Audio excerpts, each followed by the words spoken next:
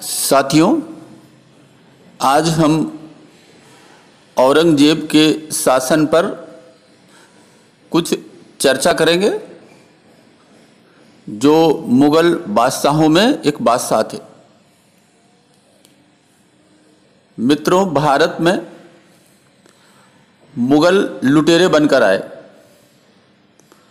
और भारत में इस्लाम के फैलाव करने की योजना के साथ यहाँ कब्जा करके बैठ गए। इनकी मंशा पूरे भारत में कब्जा करने की थी, लेकिन इसमें कभी उन्हें सफलता नहीं मिली। इन्हें लगातार जगह जगह से चुनौतियां मिलती रही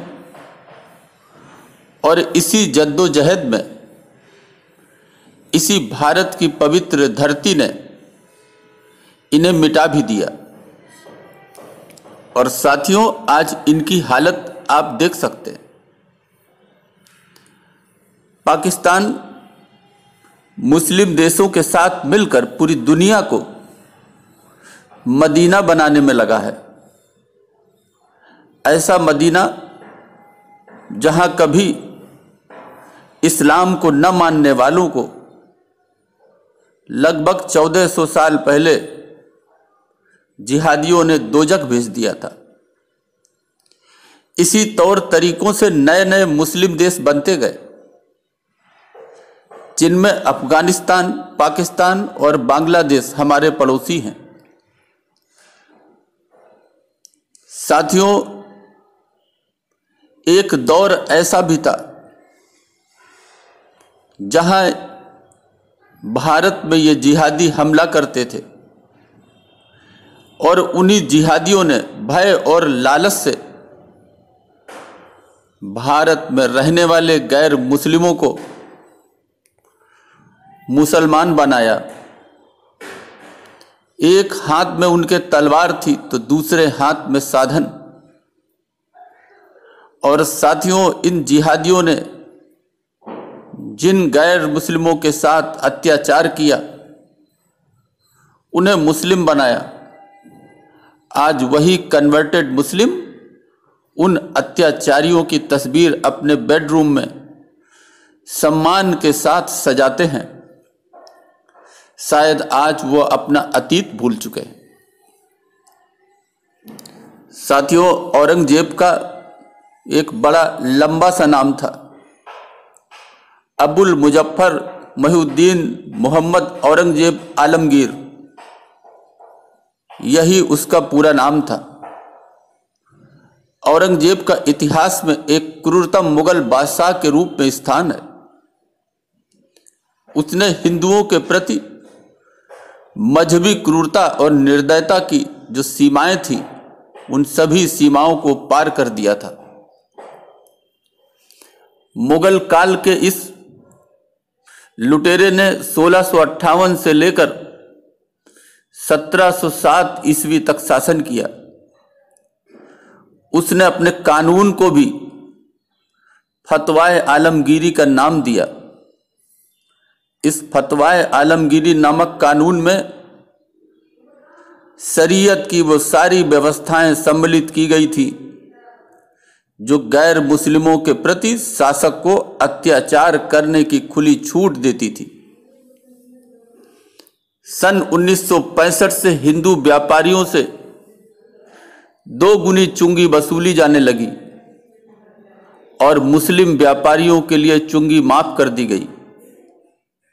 सन 1679 में औरंगजेब ने हिंदुओं पर जजिया कर लागू कर दिया। साथियों, ये जजिया कर वास्तव में हिंदुओं का खून निचोड़ने का एक ऐसा यंत्र था, एक ऐसी मशीन थी, जिसे प्रत्येक मुस्लिम बादशाह या सुल्तान, इन्हें अगर हम लुटेरे कहें, इन्होंने अपने शासनकाल में उन पर लगाया था। हिंदुओं को धार्मिक उत्पीड़न का शिकार बनाते हुए औरंगजेब ने उनके सभी धार्मिक त्योहारों को मनाने पर प्रतिबंध लगा दिया था। दीपावली सहित कोई भी धार्मिक त्योहार हिंदू अपनी मन मर्जी स्वतंत्रता पूर्वक मना नहीं सकते थे। हिंदुओं के धार्मिक आयोजनों को भी उसने बंद करवा दिया था। इतना ही नहीं, हिंदू प्रजा में हीन भावना उत्पन्न करने के लिए औरंगजेब ने हिंदुओं के पालकियों में बैठने या हाथियों अथवा अरबी घोड़ों की सवारी करने का अधिकार भी उनसे छीन लिया था। साथियों, ये औरंगजेब हिंदुस्तान को दारुल इस्लाम में बदल देना चाहता था। इसीलिए हिंदू धर्म स्थल उसकी आंखों में कांटे की भांति चुभने लगे थे। 12 सितंबर 1667 को उसने दिल्ली के कालकाजी मंदिर को विध्वंस करने का सरकारी आदेश, शाही फरमान जारी किया था। जानकारी मिलती है कि 9 अप्रैल 1669 को उसने अपने राज्य के सभी हिंदू मंदिरों व हिंदू पाठशालाओं को तोड़ देने का भी आदेश दिया था। साथियों, बनारस के विश्वनाथ मंदिर और मथुरा के केशव राय मंदिर को इसी के कहने पर तोड़ा गया। बाद में उसने तोड़े गए मंदिरों की जगह पर मस्जिद और कसाई खाने बना दिए। औरंगजेब ने जब कश्मीरी ब्राह्मणों को इस्लाम कबूल करने पर मजबूर किया तो उन्होंने सिखों के 9वें गुरु तेग बहादुर से मदद मांगी थी। जब तेग बहादुर ने इसका विरोध किया तो औरंगजेब ने उन पर भी इस्लाम स्वीकार करने का जबरदस्त दबाव डाला, लेकिन गुरु तेग बहादुर जी नहीं झुके। उन्होंने कहा, हम अपना शीश कटा सकते हैं, केस नहीं। ये सुनकर औरंगजेब गुस्से से लाल हो गया।